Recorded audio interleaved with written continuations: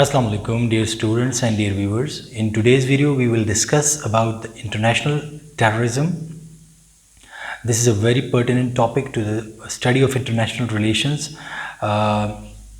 We will try to cover some aspects of terrorism, like what are the causes of terrorism, how do these terrorist organizations or groups operate, and what could be the countering measures for it.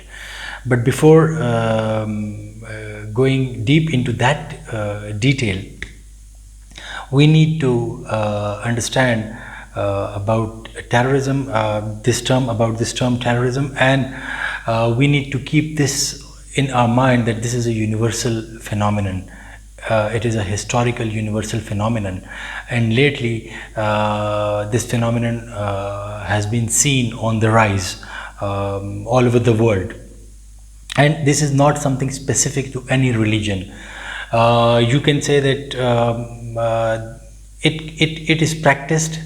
The acts of terrorism, they are practiced by religious, non-religious, right-wing, left-wing, Muslims, Christian, Jews, Hindus, and even like Buddhist. In Rohingya we have seen that. So it is practiced by almost all followers of almost all religions. So it is not something specific to a specific religion. So this is what we need to clarify right from the beginning. So these terrorist activities, they always occur in a specific context, and we will come to that context later on. And up till now, it has, like, you know, in this 21st century, it has almost 180,000 lives have been victim of terrorism, or have been victims of terrorism. The countries which are most affected by terrorism in the 21st century and in the later half, or the last 2 decades of the 20th century as well, they are mostly situated in the Middle East, Asia, Africa, and namely these countries are like Syria, Afghanistan, Iraq, Pakistan, Nigeria, Somalia, Sudan, Libya. So all these countries, they are countries which are most affected by terrorism over the past several decades.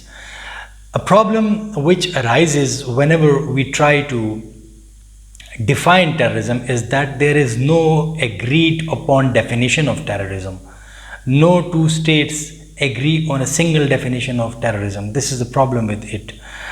So there are more than, like, there are hundreds of definitions. It would not be an exaggeration if we say that there are hundreds of definitions of terrorism. But the problem is that the terrorist of one community, a terrorist for one community, might be a freedom fighter for another community. So this is a problem with the definition of terrorism. That is why nations, they have failed to come up with an agreed upon definition of terrorism, and every state has its own definition. There are various definitions, but there is one definition which I like the most, and that is why I will just go through that definition of terrorism, so that you understand that how what do we mean by the term terrorism. This is the kind of definition that I think that this is among the available definitions, this is one of the most appropriate definitions of terrorism. Any any violent act of intentional targeting of non-combatants by a person or a group to create panic among the public with the aim of getting tactical or strategic concessions from the policymakers for the accomplishment of their political or non-political goals. So this is one definition. If you listen to this part of the video again, so, and I will try to display this definition in the background as well, but let's see what happens. So if you just think over this definition, then you will come to know that Yeah, this is a kind of a definition which is quite comprehensive, because you just this act of terrorism is basically meant to create panic among the public, so that public pressure is built upon the government, so that the governments change their policies. So propagation of that act of terror is the prime motive of that act. Otherwise, the killing of 5, 6, 10 people might not have that impact. But when they are propagated, when these killings are propagated over the media, so then it creates terror among the people. So this is the main thing that they, and it is the usually they go for the soft targets. They do not go for the hard targets of the or the military. So this is usually this usually happens, and this is the definition of an agreed upon definition is not there, but this is somewhat quite a logical definition of terrorism. Now, if we look into the history of terrorism, so we had these Jewish zealots around 200 years ago. So I will not be going into that much detail about it, but we had this Jewish zealots around 200 years ago, 2000 years ago, and they were also indulged in acts of terror, or committing the acts of terrorism. Then we had these thugs in secret Indian cults, and there were many Muslims, non-Muslims, Hindus, Sikhs. So these were they were like, you know, not like they were part of those groups, the thug groups. So they were also, and they would, you know, Mother Kali, they would worship Mother Kali. So these thug groups, and they also committed acts of terrorism. So it is another aspect of this act of terrorism or terrorism. Then we have this the French Jacobins. So we had this during the French Revolution, and they almost killed about 30 to 40,000 people. So these Jacobins were there. They also used to commit acts of terror.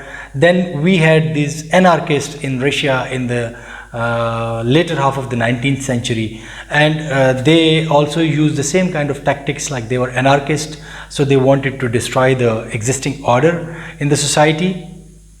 And then we had even, like, you know, in the West, they also brand them as terrorists, like the nationalists, who were anti-colonial people, and they wanted to get rid of the colonial masters. So initially they were also branded as terrorists. So then we had many, like even the PLO was branded as a terrorist organization in the 1970s and 90s, in 1980s, and then many leftist organizations were also branded as terrorist organizations. But in the modern era, when we like in the 21st century, so then after this September 11, 2001, then we saw the branding of different Muslim groups as terrorist groups by the West. So it was in this modern age, or in the 21st century. And then in the post 9/11 or post September 11 terrorists, so we have now in the second decade of the 21st century, then we saw the rise of the Islamic State, and that is also a terrorist organization, and they usually term themselves as the inheritors of Islamic Caliphate, which they see that they should establish this Islamic Caliphate all over the world, particularly in those places in which there is a Muslims are living. So they are also a kind of terrorist organization. They operate like terrorist organizations. So now, what are some of the causes of terrorism? I hope this branding or these different kinds of or historical background or different kinds of groups in the history. So that portion has been clarified. If not, you can ask me in the Q&A session, and you can ask me in the comment section of this video. So I will try to answer this question. Now what are the causes of violence and terrorism? So we will try to ponder over the causes of terrorism on the global stage. So since this is a very complex phenomenon, it needs a lot of efforts to understand this phenomenon. But they are usually there are many causes, and some of the causes are like, the push and pull factors are always there in those causes, and at times they will be operating in groups. At times people inspired by the ideology, whatever ideology they are following, they inspired by that particular set of ideologies or ideology, then they can even operate like a lone wolf. So it is not necessary that people will always, or terrorist groups will always operate in groups, like, in a structured form. So lately we have seen many such incidents in which a person might have been inspired by something on the internet, and then that person would have committed a certain act of terrorism in a particular setting. So that is also some aspects of it. But then mainly the pull and the push factor, and we will come to this pull and push factor, and then what is the 4S model. So that is also very interesting. We will cover some of these aspects over here. Now, what is the pull factor? First of all, these are the factors which initiate terrorism. So what is the pull factor? Well, that is something which is appealing in the ideology or in the person that particular group is following, or that organization of which those people are members of. So it can be something appealing for that. Then there might be intellectual underpinnings for that ideology or that organization. Then, like for example, the promises of salvation. All these people who have been committing acts of terror, may it be in the ancient times, may it be in the present time, they have, this kind of promise of salvation after committing that act. And that is why people are, particularly young people, they are attracted to commit such kind of acts in the pursuit of their own salvation in the hereafter. So this is what that is done. And charismatic leadership, definitely that charismatic leadership is there, and it drives these people towards, it inspires them to commit those acts. So it is always there. Then it might be a personal quest. That is also one of the pull factor. It might be a personal quest, a sense of belonging to a cause. A person might feel that, yeah, this is my cause, I am belonging to that cause. So it is pulling that person towards for committing the act of terrorism or acts of terror. Then it might be an ideology. A person might be inspired by that ideology. Then it might be a social network, like, people living in a social network, they are connected with other, and then slowly and gradually a person is attracted towards that ideology, and things start to be seen as justified by that person. So it also happens with that. And friendship, kinship, all these things, they influence.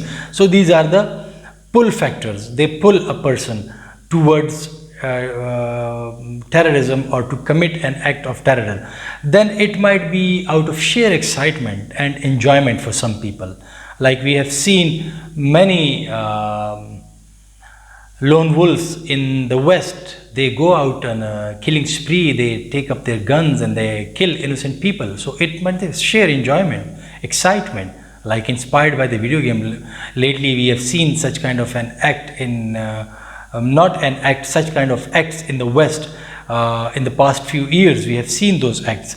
So and these areas range from New Zealand to the United States and Europe. So it happens like this in the current day and time, out of sheer excitement and enjoyment and adventure.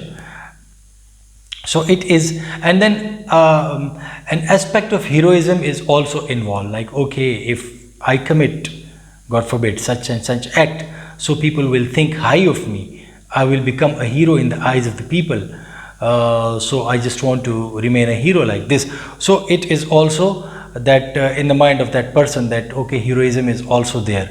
Then for another pull factor for it is poverty. So a poor person might be compelled to, or might be inspired, or might be attracted to commit acts of terrorism, because as a result of those acts he might get some financial benefits. So it is his poverty which is pulling him towards in the fold of terrorism. And then there are different mafias and organizations, so they also work as or state organizations. So at times they also work like, you know, a pull factor for different people, and those who do not have got this critical faculty of their mind, so they also become victim of such kind of organizations or anti-state propaganda by different anti-state elements or agencies, hostile agencies. So it becomes like this. Then what are some of the push factors? Now pull factor is, you know, which is something internal and people are convinced, and then out of nowhere they decide to become terrorist. But the push factor is something which is external, which is there, and the circumstances are there, and these circumstances are actually these circumstances are causing the radicalization of the people or the society. So that is the push factor.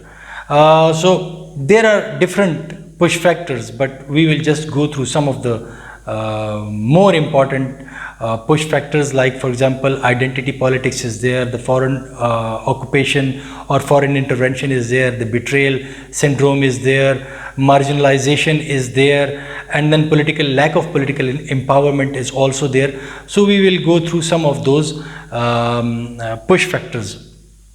What is now like marginalization? If we take this marginalization as one of the push factors, so we have seen the socio-economic deprivation or the political marginalization of people around the globe, like people living in minority, and then they start feeling that they are not given their rights and they are not somehow mainstream, and the majority is having more rights than this minority, and the minority is not treating equally or judiciously this and that. So they also cause they can also, these are the push factors. Now when these push factors, when it comes to this kind of push factor, then it also radicalizes people, particularly the people living in the minority who think that they have been deprived of their just rights, so, or their due rights. So then they are radicalized and they are pushed to become terrorists. And this is what is happening in most of the cases in different countries. Take the example of recently of the Indian occupied Kashmir. So this is what is happening, that these people they had their rights under the Indian constitution, but now they have been stripped of their rights, so they have no other means to get their rights but to resort to such kind of acts. So this is one of the push factors, like you are marginalizing people, you are pushing them to the wall, then you would have no other way, people would have no other way but to resort to such kind of acts. Then repression, again take the example of Kashmir. So repression and injustice, it is there, so it provides an opportunity, it is the breeding ground for the terrorists to propagate their message and persuade people to join their ranks, so that they can, you know, avenge their dead ones and the wounded ones. So this is how it happens. Then another thing is that people start, when they are marginalized, then they start start trying to get the support of the people in the community, and they try to impress upon them, like preaching, persuading them, so that they can build their support base in that area, and then they can avenge whatever they have lost. So that is also one of the aspect when marginalization happens. So it also happens, and this feeling of economic or socio-political marginalization or economic injustice, it has been termed as one of the prime reasons of causing terrorism or pushing people towards terrorism or resorting towards the acts of terrorism. Then another aspect, another push factor of terrorism is that is the identity politics. So identity politics, this has been discussed in detail by Francis Fukuyama, but in short, it is this identity crisis, it is prevalent over there in usually in the people who have been migrated from one region to another region. In Fukuyama's case, he talks about the Muslims. So the Muslims migrated from the Muslim world to the Western world, and over there, when their second generation is born over there, so the second generation becomes, they have this identity crisis now. The first generation always think or link themselves with the host, with their home countries, like the places of their origin from where they had initially migrated. But then the second generation, when they have been born over there in the Western societies, but they are Muslims in Fukuyama's word. So when they are Muslims and they have been born in those areas, so then they do not even connect themselves to the countries of their countries of origin of their parents, and they cannot even integrate into those societies in which they have been born, because they are being taught one thing at home by the parents about their culture, their religion, their ideology, their values, and they observe something else outwardly, and then they start thinking about different kinds of things, and they idealize situation in the Muslim countries, and they demonize whatever have been doing, whatever the West is doing in the Muslim countries. They always are quite skeptical about it. So this is the identity politics, and they cannot they neither connect themselves to the home countries of their parents, nor to the countries in which they have been born and they have been living. So they also become extremist at times whenever they see something on the media about the Muslim world or about the places of the origin of their parents. Some injustice is happening over there, so then they since they have idealized things, so then they some of them can also become terrorist. That is, this identity crisis is another push factor, and this crisis can be resolved. There are many we will have to discuss about the suggestions to resolve these things, but this crisis can be resolved by the Western countries in order to show these young Muslims who have been born over there that the West is also, that they also belong to the West. The Muslims, they also belong to the West. Like the whale problem in France, like they have banned the whale. So the Western countries should also realize that this is against the personal freedom of an individual to ask according to their terms. According to them, this is against the personal freedom of the individual to ask that individual to wear this and not to wear that. So this is the personal freedom, and that is why, but that creates an identity problem as well. So this can be resolved. Then we have this foreign policy option, and this whale can be in the foreign policy options as well. It can, because it is the foreign policy of these countries, and then they put some other measures in their own countries, and they have their own foreign policy towards the Muslim countries.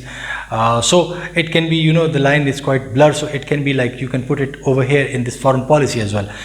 But the foreign policy options of the West, they are also one of the push factors for the Muslim youth to become radicalized and resort to at times resort to committing terrorist acts against those countries which they think are violating or which they think have got an aggressive foreign policy towards a particular Muslim country, or in general about all towards all Muslim countries. So they have this problem. Like, for example, there are many issues prevalent in the Muslim countries. Take the example of Palestine, take the example of Kashmir, then previously it was Bosnia, then it was Chechnya, then it was Iraq, now Syria, now Libya, now Egypt. So take the example of, and then Kashmir and Afghanistan. So take the example of all these Muslim countries which are suffering, or Muslim lands which are suffering. So when those, and suffering because of the backing of the West. In certain countries, the West is directly involved. In other countries, the West is backing the oppressors. Like in Kashmir, India is being backed. In Palestine, Israel is being backed by the West. So over there in the West, these Muslims who have been born over there particularly, who have already got this identity crisis, so then they link themselves up with, or they internalize all those issues of the Muslim world, because they think that this is something which is their own. So they internalize all these things over there, and this is because of the foreign policy options of the countries in which these Muslims have been born. So, and then the whale, I have given you the example of the whale. So this is another aspect of this is another push factor which pushes the Muslims, or which pushes people towards terrorism. Then another is the betrayal syndrome. Now this betrayal syndrome is a bit complicated, because in today's world every state have created certain groups or militant groups which operate which are involved in covert activities in order to serve the interest of that country which has created that group. So this is what is happening all over the world. The US has got its own proxies operating all over the world in different conflict zones. Different countries, all the countries have got, because they cannot risk a direct war, or they do not consider it worthy enough to risk their armies over there, or waste their resources directly, like in Afghanistan they have been doing it, but in other theaters of war they do not consider it, that of that value. So that is why they do not go for that. But then they have got their agendas, and in order to pursue their agendas or to achieve their targets, they have these groups operating. But they do not tell these groups that, okay, we will be using them and you will be serving our national interest. They use these groups, these indigenous people, they support them, they indoctrinate them according to their own ideologies. They indoctrinate them, and then when the purpose is served, then what do? That they leave them. Then the disposal problem is there. Now, okay, they have, for example, indoctrinated a certain group of people with the help of an ideology which they have been following. These group of people have been following, and this powerful country had nothing to do with that ideology, but in order to serve its purpose, they indoctrinated these group in their own ideology, and now they are asking them to attack their enemy. And when the enemy is weak, the purpose of this country A has been served. Now the group is left on its own. Country A is no more supporting the group because country B was the target, and that target has been eliminated or weakened. So this group has been left on its own. That becomes a problem, and this is what happened in the Soviet-Afghan war with the United States, that it left everybody who has been fighting against the Soviet Union. And when the Soviet Union was dismantled, dismembered, disintegrated, then the US left everything. I have discussed that thing in detail in the Cold War series, so I will not be going into detail about it again. So then it left. Now it is again trying to do the same with India in its face off with Kashmir. The US is trying to do the same with India, because in Afghanistan they had used the Muslims against the Soviet Union and defeated that superpower. Now China is a rising power, and they are now using this India or people in India, utilizing their ideology to fight China, and it will be very interesting to see what happens over there, whether the Indian army would be able to indoctrinate its people, the RAW would be able to indoctrinate its people to fight China or not. So it should be, we will have to see it. It is still too early to talk about it, but this is what happens, and this is the betrayal syndrome. So when the purpose is served, then the disposal part is quite difficult, because these people, you cannot simply ask them that, okay, previously it was jihad and now it is not jihad. Okay, they have been indoctrinated with an ideology, and now they think that, okay, that was jihad, and it will have to carry, they will have to carry on with this phenomenon. But then you cannot shut them, like, okay, so this disposal problem is quite problematic, and this is what happened with the US and Afghanistan, that they could not dispose those people who have been trained or who had been cultivated. So that was a problem for the US. So this is the betrayal syndrome, and when they are left without any support, then they turn against that power which had been providing them support previously. So as a result of the betrayal of that power of the country A, now the group is against that. And take the example of Al-Qaeda previously. So it was supported by the US, and then it turned against the US because the US had betrayed them. In the at least that is what they say, that the US has betrayed them, and that is why they are against them, against the US. So this is what happens with that. And then we have this lack of political empowerment is another push factor. It is pushing people towards terrorism. Like, if you take the example of the people who have been radicalized, so you will find a majority of them from the countries in the Middle East. And why? Because there is no political participation. There are dictatorships, there is monarchies are there. So all these lack of political participation of the people, and then there is frustration, so then they resort to all kinds of acts. And so this is also, this lack of political participation or political empowerment is another push factor.